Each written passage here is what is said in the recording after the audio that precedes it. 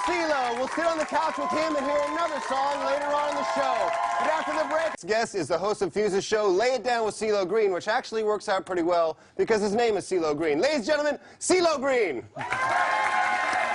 Thanks for being on the show. Thank you. First of all, I gotta say, your backup band shreds. Thanks, They're man. so good. Where'd you find them? I auditioned them out in L.A. Really? Yeah. They're so good. Yeah, they are. They are. And your new album, The Lady Killer, actually just dropped this week. That's right. It's awesome. Where does the title come from? I wanted something that was edgy and elegant at the same time. So I was kind of inspired by, you know, all the old Bond films, and so I wanted to kind of do a cinematic, you know, kind of approach to doing an album, like a score. Really? Yeah. Now, were you watching James Bond films while you were composing? Yeah, I was watching the new rendition of it, Daniel Craig, you know, Quantum of Solace, and you know, I was inspired by Serge Gainsbourg and you know, lady killers like that, Barry White, you know. Who's your favorite Bond? I gotta say Daniel. Really? Yeah. Not Roger Moore? Roger Moore is that quintessential cool. I mean, like, in, you know, so it'll always have a timeless quality. Roger, Sean Connery, you know, I love them all, but Daniel is like our modern day. He's like really, he's like really a killer with it. Yeah. He's a gangster, so I like him. Now, your music style is all over the place. You got people, you know, hip-hop fans loving you. You got rock and roll fans. You got soccer moms. You got kids. You got everybody. Yeah. How are you so musically diverse?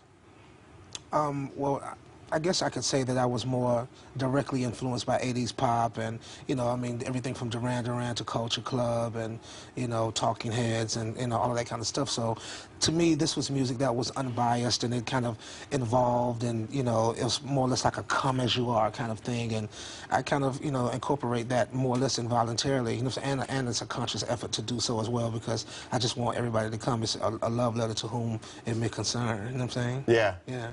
I mean, you've really, like, bridged all different kinds of genres. Yeah. And your new hit, F*** You, I've read a couple of things. I've read, actually, that it is about a gold digger, and I've also read that it's a F*** you to the music industry. So which one is it? The latter. The latter? Yeah. It's a F*** you to the music industry? Yeah. What don't you like about the music industry? Let's elaborate. I was just a little perturbed, a little inconvenienced and irritated, man, with the process because it was taking so long. I was like, yo, it took me about 3 years to do it. I just want to, you know, get this unanimous yes all throughout the building because I really wanted the support of the label this time around and really wanted to, you know, I knew a lot was riding on this album, so it was a little pressure, and I was just ready to just say, it, you know, so by the time, you know, I went in with Bruno Mars and they kind of had this idea going, you know, that was kind of like my unspoken, you know, motivation about it. It was like, yeah, I'm just ready to say, everybody, you don't know, you know, or whatever, so.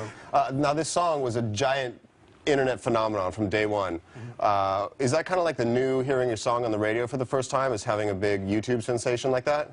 I think so. I think you could look at it like that. I think it has a very direct effect. It's instant gratification. It was like the internet is like people's radio. You know what I mean? Right.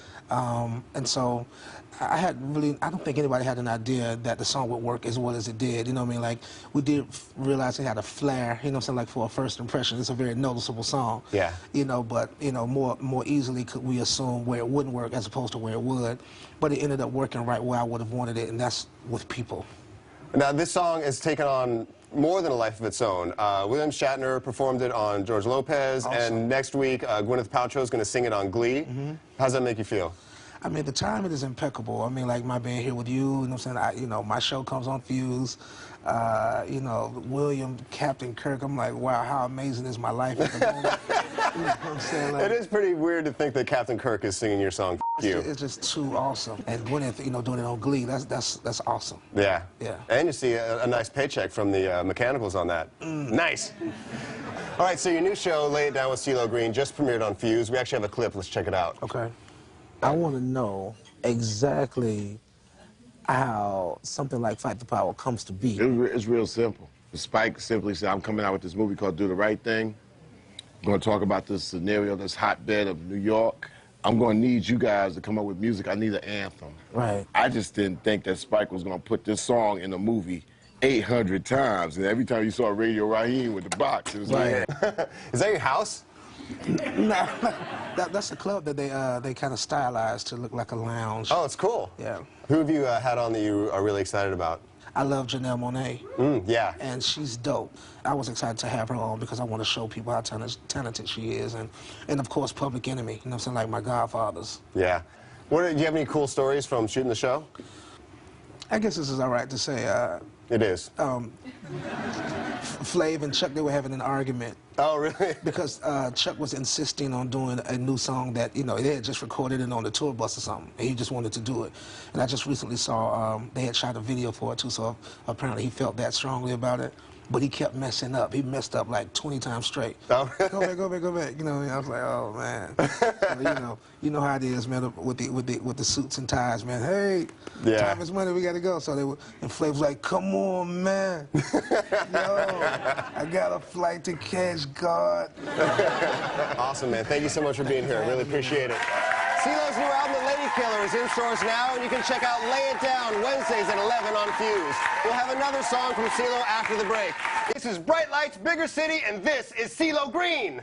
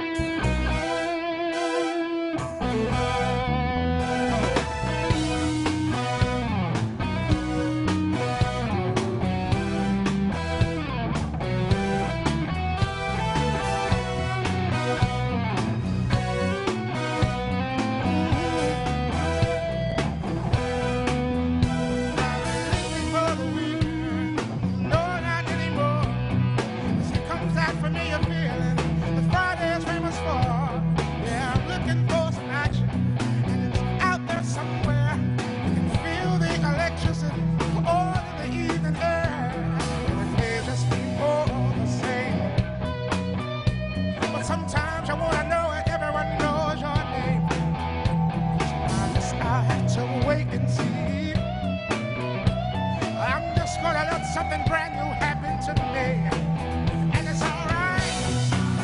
It's alright. It's alright. It's alright. Bright lights and a big city belong to us tonight. Now Friday's cool, but it's something about Saturday night. You can't say what you won't do, 'cause you know that you're just mine. I'm alive this evening. It was love at first sight. This Saturday, and every Saturday for the rest of my life.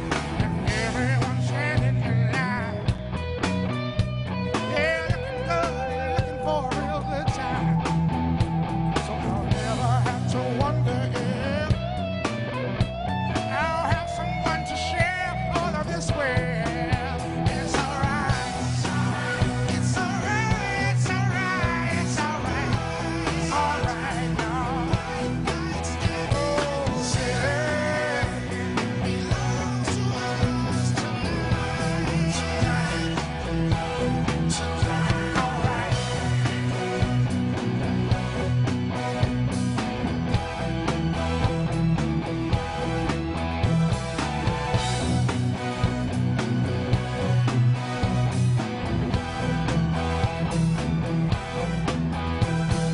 Yes, I need everybody does.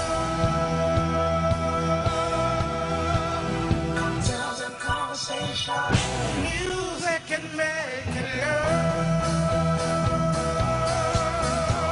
Alright. It's alright. It's alright. It's alright. Bright lights and a big city belong to us tonight. Alright. It's alright.